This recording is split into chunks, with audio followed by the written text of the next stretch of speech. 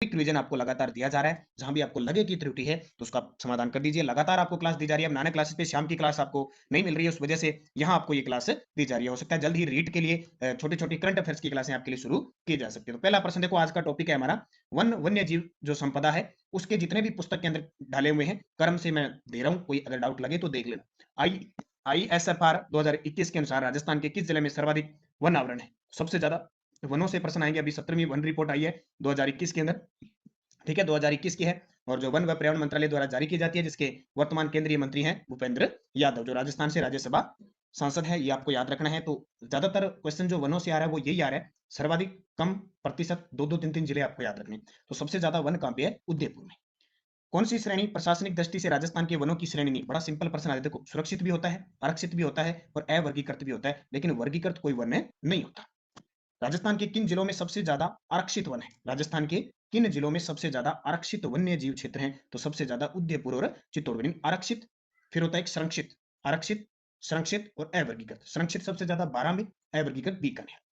राजस्थान में सुरक्षित या इन्हें कह सकते हैं रक्षित, ये थोड़ा सा कंफ्यूज मत होना, सुरक्षित या रक्षित वनों का प्रतिशत कितना है? तो कितना प्रतिशत है? 55.64, यानी सुरक्षित या रक्षित है 55 पॉइंट, और जो ये अभी उदयपुर वाला पड़ा था आरक्षित, वो लगभग 38 पॉइंट कुछ है, अवर्गीकृत 6 पॉइंट कुछ है। विश्व पर्यावरण दिवस कब मनाया जाता है? 5 जून को।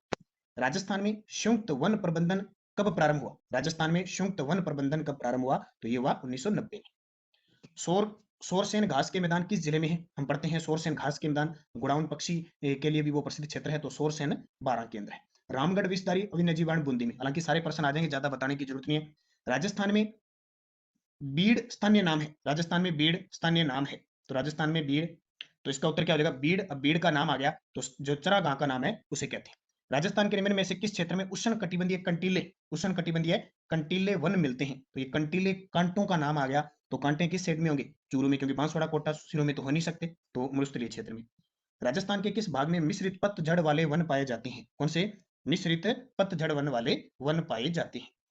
तो इसका उत्तर क्या हो जाएगा? उदयपुर, चित्तौड़गढ़, सिरोही, बूंदी के अंदर मिश्रित पतझड़ वन पाए जाते हैं। क्योंकि यहाँ देखो, अब 4 ऑप्शन देखने पड़ते हैं, यहाँ चूरू आ गया, और यहाँ तो कंटीले वन होंगे, और डूंगरपुर बांसवाड़ा में वैसे भी नहीं होंगे, सांगवान वन होंगे। राजस्थान में 75 से 110 सेंटीमीटर वार्षिक वर्षा वाले क्षेत्रों में कौन से वन पाए जाते हैं? जहां बारिश 75 से 110 सेंटीमीटर होती है, वहां किस प्रकार के वन पाए जाते हैं? तो शुष्क सांगवान वन पाए जाते हैं। राजस्थान में शुष्क सांगवान के वृक्षारोपण हेतु सर्वाधिक उपयुक्त जिले कौन से हैं? तो सर्वाधिक उपयुक्त जिले हैं डूंगरपुर, बांसवाड़ा, उदयपुर, यानी दक्षिण राजस्थान का। निम्न में से कौन सा कथन असत्य है? निम्न में से कौन सा कथन असत्य है? देखो, जवाहर सागर अभयारण्य कोटा बूंदी चित्तौड़गढ़, बहुत बार प्रश्न पूछा गया है, कोटा बूंदी चित्तौड़गढ़ के अंदर। केसर बाग वन्य जीव अभयारण्य धौलपुर में है। अर्ध उष्ण कटिबंधीय सदाबहार वनों को मानसूनी वन भी कहते हैं। अर्ध उष्ण कटिबंधीय जो सदाबहार वन है, उन्हें मानसूनी वन भी कहते हैं। राजस्थान का कल्प वृक्ष रोहिड़ा, ये गलत है। राजस्थान का कल्प वृक्ष क्या होता है? खेजड़ी। यहां से, क्योंकि हम ज्यादातर खेजड़ी और रोहिड़ा में कंफ्यूज बहुत होते हैं, तो राजस्थान का सांगवान के वो रोहिड़ा है। कल्प वृक्ष का ही नाम आ गया तो आपको रोहिड़ा, रोहिड़ा एक फूल है, तो आपको वृक्ष नाम आ गया तो खेजड़ी करना है, तो डी उत्तर हो जाएगा। फिर देखिए, कौन सा कथन असत्य है? कौन सा कथन है असत्य है? तो शुष्क सांगवान वन राजस्थान के दक्षिण भाग में पाए जाते हैं, सही है। मिश्रित पतझड़ वन उदयपुर, चित्तौड़गढ़, सिरोही जिले में मिलते हैं, ये भी सही है। उपोष्ण कटिबंधीय सदाबहार वन आबू पर्वतीय क्षेत्र में पाए जाते हैं, ये भी सही। ये प्रश्न बहुत बार पेपर में आता है। उष्ण कटिबंधीय कांटेदार वन अधिकांशतः पूर्व राजस्थान में पाए जाते हैं, गलत है। कांटों का नाम आए तो पश्चिमी राजस्थान, तो असत्य हो गया। तो ये सारे पेपर पुस्तक में सही है, कोई एक आधा, हर एक टॉपिक में कोई एक आधा डाउट है, ज्यादा नहीं। राजस्थान वानिकी व जैव विविधता परियोजना किसके द्वारा प्रायोजित है? राजस्थान वानिकी व जैव विविधता परियोजना किसके द्वारा प्रायोजित है? तो ये है जापानी इंटरनेशनल कोऑपरेशन एजेंसी, जिसको हम जाइका कहते हैं। प्रश्न बहुत बार आता है।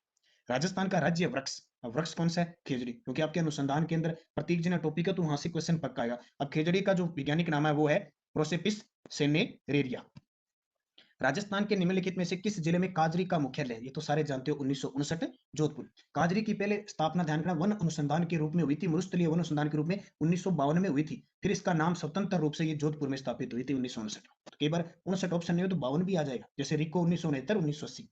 राजस्थान के किस भाग में शुष्क खेती प्रचलित है? शुष्क खेती, तो शुष्क का नाम पश्चिमी भाग में हो जाएगा।